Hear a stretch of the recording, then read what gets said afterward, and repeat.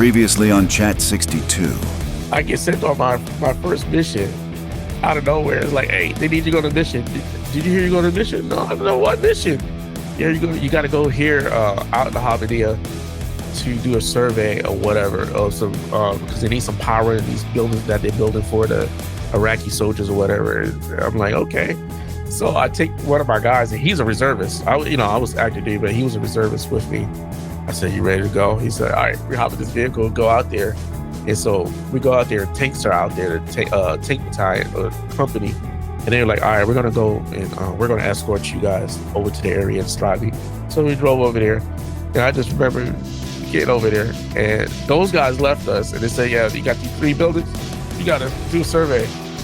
And they had some Iraqis working in those buildings. And I'm like, what the hell?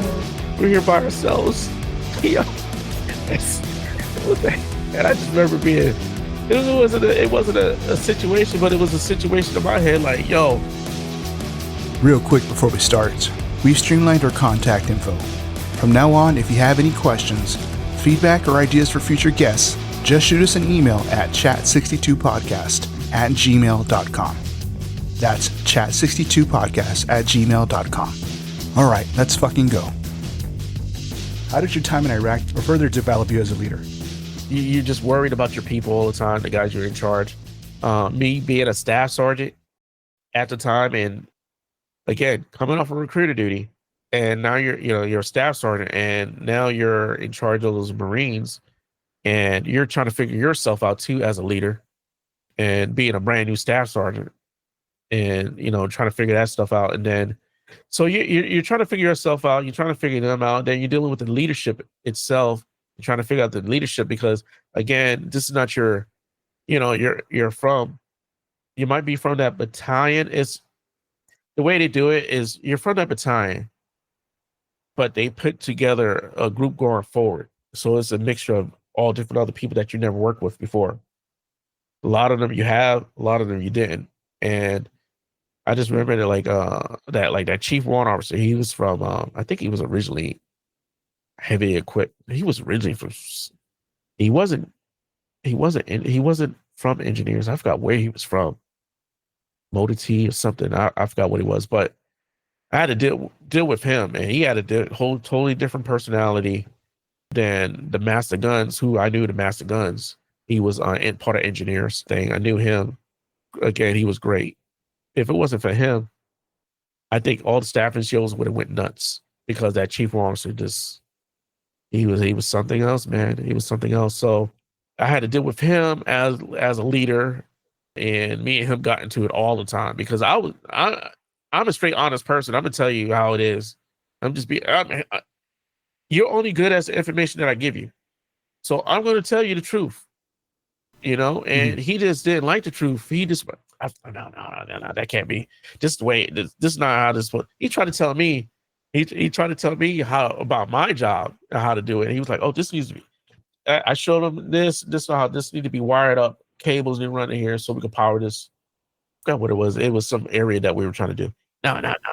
No, staff sergeant, this way it needs to be done. And I looked at him, I took the marker out of his hand and said, no, this is the way it needs to be done. And he looked at me like I was, no, and later on he told me, he said, hey, I know we butted heads a lot and stuff like that, but I like that you're honest.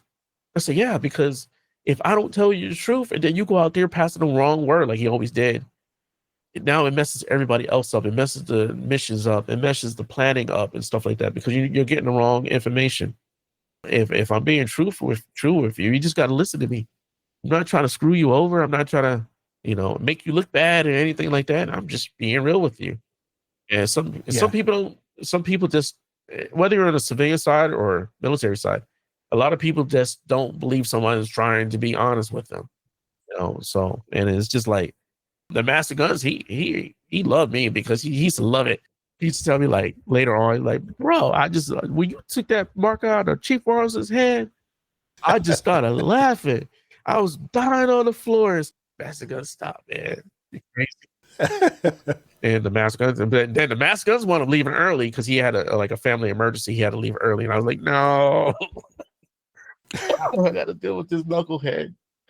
No, Did you find that your leadership developed as a way it did with you basically being open and honest was because of the leadership you were dealing with in prior enlistments? I take certain things from other people that I like and things that I don't like. I just get rid of it. So yes, and it was nothing I liked about that guy. None of the staff NCOs, none of the staff NCOs did. It curved me and chiseled me to develop my leadership a lot more better. Bad habits that I had, I got rid of it throughout the years and stuff like that. So winding down your time in Iraq, what was that like? I just wanted to get home. At the time, I was like, I'm getting out. I'm done. I said this once before as a sergeant too. Getting out. I'm done. And I remember going to Pasadena and taking a test for the police department. No, it was Glendale. Glendale was first. This is, when I was at Camp Pendleton as a sergeant. And test came back. Second And I enlistment, failed, right? yeah. Like right before that re-enlistment, the next one before that. After that. Yeah, right before that, the next enlistment. I was like, I'm done, and I failed that test. And I said, oh. Then I went and took the Pasadena test. Didn't hear anything. And then I was like, I got to re-enlist. I have a kid. I'm married now. So I wound up doing that. And then I got the results saying like, hey, we want you to move to the next step. I was like, it's too late. So fast forward, I'm a staff sergeant, getting ready to leave Iraq. And I'm like, I'm done. People piss me off over here. I'm stressed. This war vibe, this zone is just crazy. People trying to blow you up over here and all that, and stuff like that. So what I wound up getting back, and all of a sudden I got some motivation in me somehow, and I wound up re-enlisting. Picked up Gunny, got selected for Gunny. During third enlistment. Let's say it again. During your third enlistment? Whichever enlistment was that. I'm glad you keep track. There's a lot of years. I'm trying. I'm trying in 2016, so I'm really trying to go back. And then and so I just remember I picked up Gunny, got selected for Gunny. I was supposed to go back to Iraq the next year. What? Went on vacation, before getting deployed, and it was 2 weeks before we were supposed to leave. I had gotten orders. I said, "What the hell? I get orders," and it was because I picked up Gunny. Because of my MOS, I wasn't 1169. I was still considered 1141 electrician, but I picked up Gunny E7 because I did that. They needed that MOS at Marine Corps Logistics Base, Georgia. So I wound up getting stationed in Georgia, but I got orders, and I remember the sergeant major was trying to get me out of those orders. They said no. He's going to Albany, Georgia, and this is Marine Corps headquarters saying it. No, he's got orders. He was specifically picked for it. Blah blah blah. And I was like, "Oh, don't pick me. No, these people. Like, what's over there? I'm in Albany, Georgia. It was only a myth, right? And it was in your technical manuals, right? You'll see whatever, Albany, Georgia. How to fix this, Albany, Georgia. I'm like, what the hell? And it turned out being like one of the most important bases. Very small base, but it's one of the most important base in the whole entire Marine Corps, because that's where all your supplies go through, your equipment. Like the unit I was attached to, a Marine Corps Expeditionary Power Unit, which fell on a Marine Corps Systems Command. Marine Corps Systems Command is in charge of developing equipment, testing the equipment, and getting it out to the fleet. And then also that was the unit that I was a part of. The main headquarters was in Quantico. The other part of it was in Albany, Georgia. So it's like a detachment down there. But you have everything sitting in that room, and in the little cubicles of every MOS, infantry, engineers, motor transportation, the aviation, like the drone guys, and those little guys that tested the drones, got companies to develop the drones, test the drones, and then get it out to the fleet. We're all sitting in those little cubicles, man, with your civilian counterparts. And a lot of those civilian counterparts turn out to be either like the chief warrant officer that was with me, he was a chief warrant officer in the reserves, and great guy. So he did his, one day I'm calling him like, "Hey, Anthony, what's up, man?" And then on his weekends, I'm like, see him, I say, "Hey, sir, what's going on, sir?" We play that part because, and now he was doing his reserve time. And then they got people in charge of like, used to be the master guns and the gunnies and stuff like that when I was coming up. One of the chief warrant officers, she wanted to become a chief warrant officer 5. She was in charge of me back when I was a sergeant. Mhm. Here she's a chief warrant officer 5. Some of the other civilian counterparts, I deployed with this person to Guatemala. Now they're a civilian. They retired and they're a civilian now. They got a very important part that, and you run into all these people, that I known for like throughout the years. And I just remember the one guy, he got out as he was a master sergeant, but he was a civilian. And he said, "I remember you." He was talking to another guy that I knew when I was younger. He said, "Oh, what you call?" He said, "Yeah." He was attached to me at AFSB. We went to Guatemala together. Small world, right? Yeah, he was a staff sergeant at the time, and I was a sergeant, brand new sergeant and everything. Haiti, the same way. Some of those people, but here, Marine Corps Systems Command that played a very important part. I'm the guy that was sitting there telling the MEFs, first, second, and third MEF, like, "Hey, I'm about to send you this equipment, and you guys distributed it to these units or whatever." So, and they used to call me. Here I am, a gunny, and I got all this power in charge of millions and millions of dollars worth of equipment. So I had to learn that side of the house too. What they said is, by the time you leave here, but by the time you learn this job and figure everything out and got it like that, you're going to be leaving soon. Sure enough, that's the way it worked. So how long were you stationed there for? Yeah, 3 years. And how was your wife on the idea of you moving from California to Georgia? It was a shell shock for her, being from California, going to Georgia and stuff like that. Georgia, my wife is Mexican Italian, so here we are, mixed race, going to Georgia. And before that, we were talking to the sergeant major at the regiment, and he was saying he's from Georgia. He said, "Oh man, hell no, they're racist down." And I said, no, we're gonna try to get you out of these orders. Can't get out of it. So I said, "Screw it. We want to go and get in there," and it was good. We learned a lot. We didn't have no issues. You can feel it in the atmosphere, but we didn't have any issues. The bases are quiet, nice. I used to leave there, have flights out of there all the time because we had to travel around the country, right? And then come back there. But it was quiet. And I got to spend more family time with the family there, a lot more. And then the old housing that we were in, they were building these new housing, and the new houses were like nice compared to the old houses where we moved in when we first got there. So when we first got there, it was a shell shock. Moved into this, coming from Pendleton, moving into this little crappy little house on base, cockroaches coming out of the drains and stuff. Like, And I was always told the story, like my daughter, she said, "When are we going home?" And we're sitting in the dining room eating. And the dining room light, well, it wasn't a dining room, it was like a little, with a kitchen table and stuff. And the light started flickering. And I said, "This is home." That's straight out of a movie. Yes, it was straight out of a movie. I can see it to this day. It's crazy. And then we wound up moving into the new house like a few months later. Night and day. It was really, really nice. That was the best housing that I lived in a very long time. And you got to know your neighbors, and you have parties and get-togethers. The kids know each other. It was more downtime, more with the family. And then my parents wound up moving out of New York and back to the South, so we got to see them a lot more too. So, drive up there and see them and everything. So it was more of let's restart everything. Let's get tighter and stuff like that. And that's what we did. That was good. And then I already had 2 kids. So, and then we had our third one there.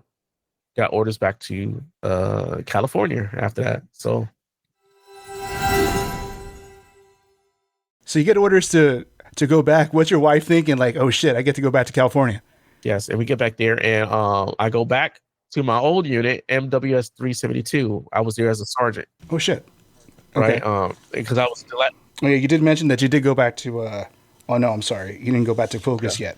Okay. No, not All right, yet. we'll take that part out. That's at the end. Not yet. Okay. And then Gotcha. Okay. so we went. That's down the road. That's down the road. Area 33 and Pogas is like a couple mile and a half away, something like that. I went back to MWS 372. I was there as a sergeant the first time. Went back there as a gunny the second time. Got there, checked in again. There's only really one person, that the captain that was in charge of that unit. Just he was still captain there. Just a different captain. This is a few years later. It's a good amount of time later. Got back to that same unit. I only had one issue with a different captain that was in charge.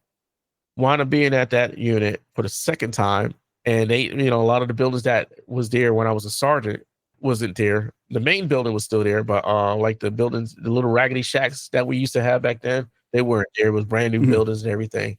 So I was like, damn, okay, all right, cool. During that time too, ran into like a couple people that were my Marines back there, corporals or whatever.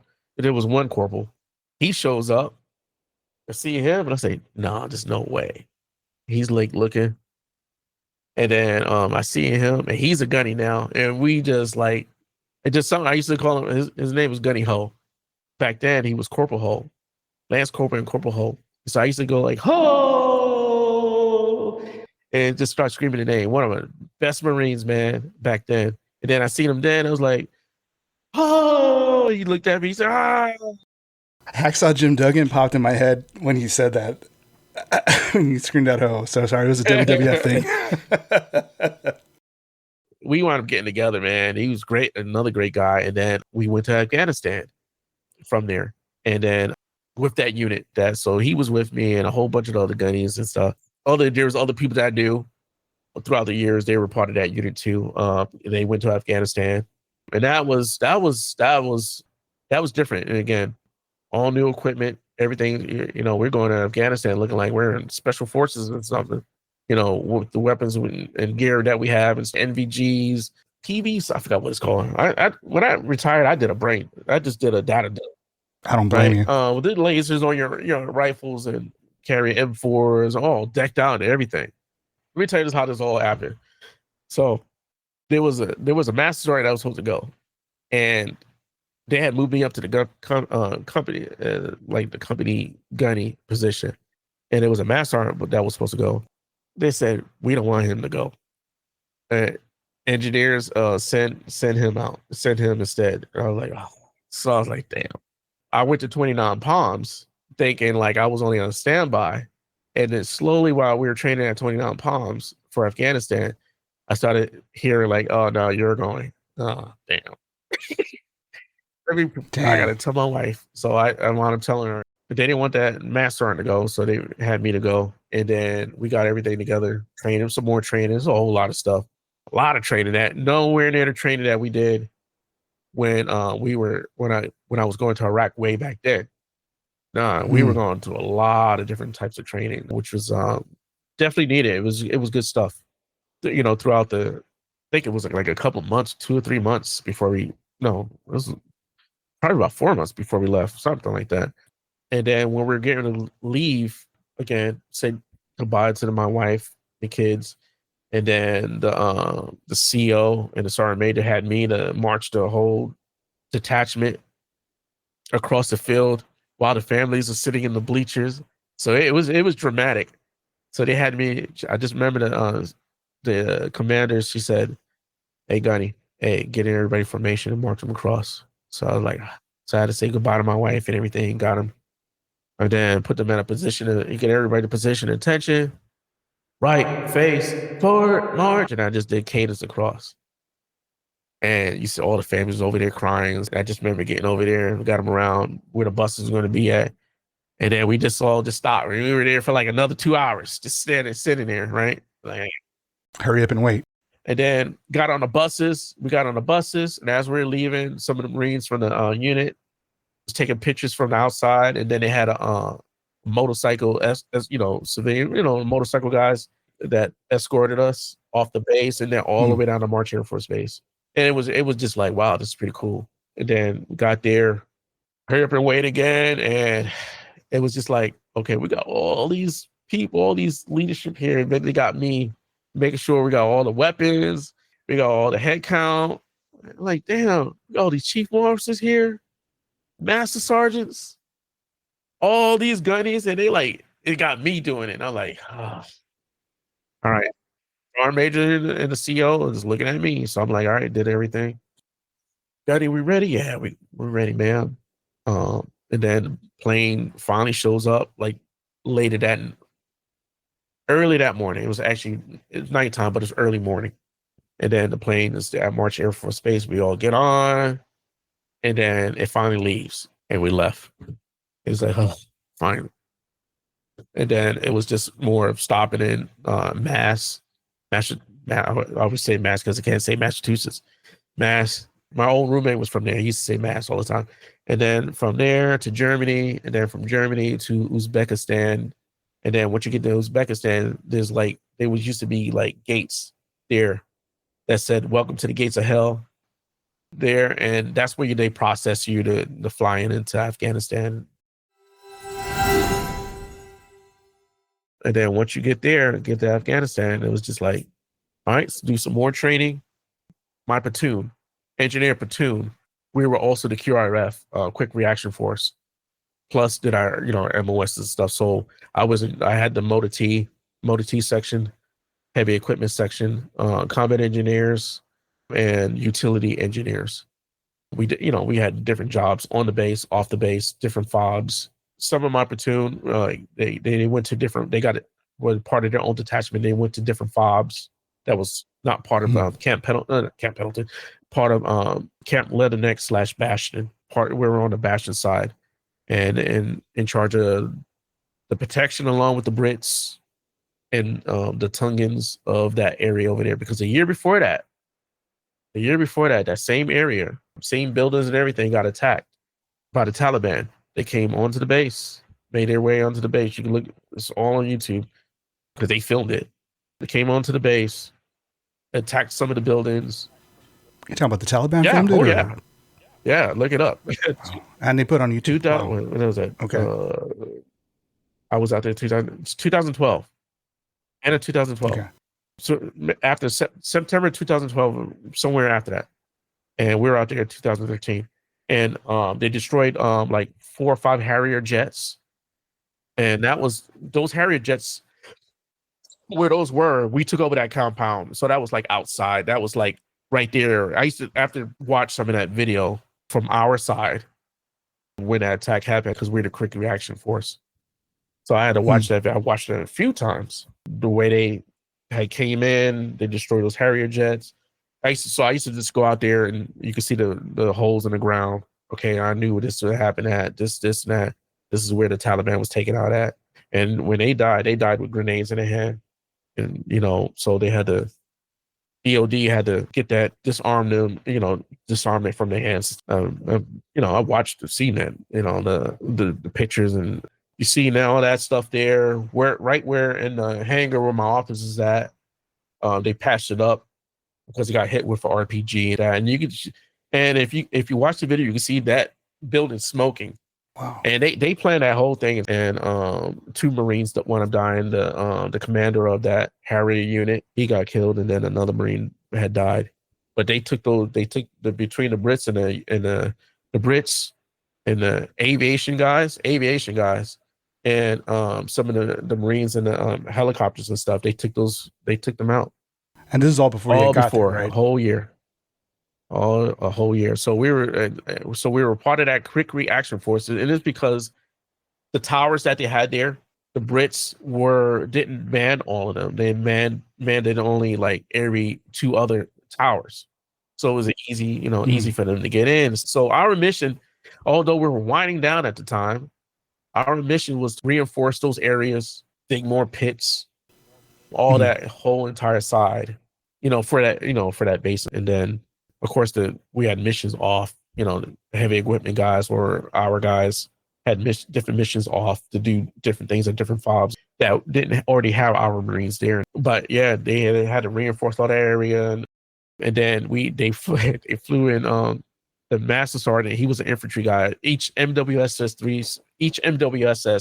has a infantry expert there, and he's in charge of all the training. And so they flew him out there because they needed somebody to be in charge of the overall security of that area, like between the different countries. And he came out there and he trained us being a quick reaction force. We did our jobs during the day, and he was training us at nighttime how to clear this, how to move like grunts, clearing the airfields, clearing the different areas in case something happened.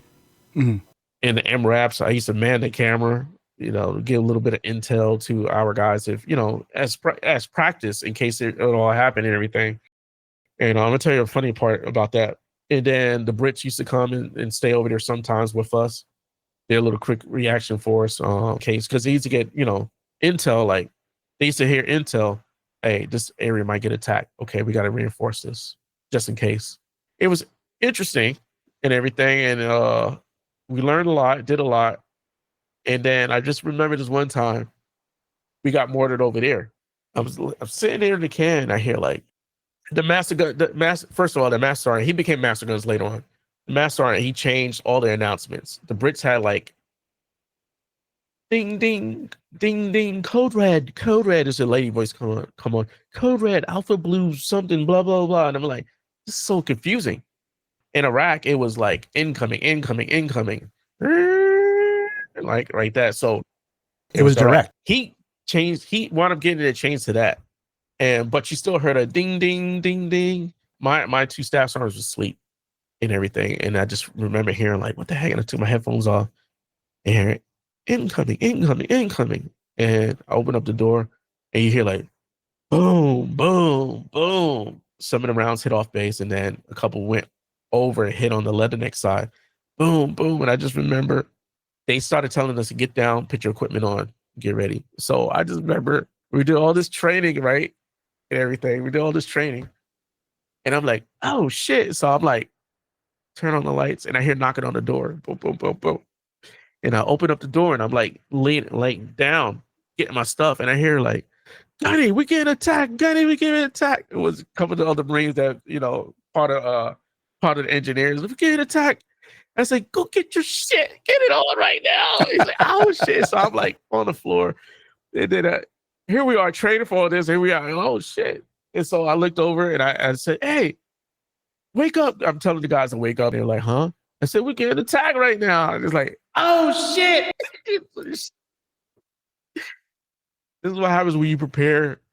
A bunch of pokes prepares. Here we are, like, oh shit. Like, did you feel that training kind of went out the window, or for the first 3 to 4 minutes, 5, it felt like 10. It went all out the window. Then finally we got everything, and then I just remember Master Sergeant coming over and saying, hey, we might have to go clear the airfield in case there's some unexploded ordnance over there. Because we trained for everything, unexploded ordnance. We trained for like clearing the buildings, clearing the whole areas with just NVGs on, with the lights and stuff. Everything he said. This is the guy that just came back from Afghanistan and bringing some of the casualties back too. And here he is back in Afghanistan. And he's like, I just came from the son of a bitch. He's back. Great guy, man. Great guy. He plays video games all day. Literally. Retired him, that's all he does. On his couch. Walks the dog, drinks coffee, and plays video games. That's Call of Duty. That's what he told me. But here we are, and then everybody's in the bunkers. Well, not even bunkers. It's just those HESCO barriers and those T-walls. I think they call T-walls, the concrete walls. And we're on there. Master Sergeant, it was like, all right, just trying to get some what's going on, what happened, where these rounds landed and stuff. And then after a while, he was like, get the guys ready, hop in the MRAPs and go check everything out. Nothing happened. They didn't see anything on the cameras. They got all these cameras everywhere and stuff. They didn't see nothing. No. After everything is over, we're all standing there talking. I was talking to the CEO and another gunny that took over the sergeant major's place, because the sergeant major had to leave. We're standing there, and then all of a sudden this door opens up, and it's one of the lieutenants, and she's like, "What's going on?" We all looked, and I just remember the commanding officer looked at her. I said, all right, I'm out of here. I just left, and I started laughing. I was like, we were standing out here for about an hour and a half doing all this stuff, and she was asleep the whole time. And even her roommate was out there. But it was just like, what's going on? Well, how's that possible? And I'm like, oh my God. Wow. I was like, man. Fucking sound sleeper. We're going to pause it right there. Marine 1169's story continues in the next episode. Stay tuned to Chat 62, Semper Fi. Struggling? You're not weak. You're human. Dial 988, then press 1 for the Veterans Crisis Line. Train support that understands veterans. Stay the course. Thank you, Russell.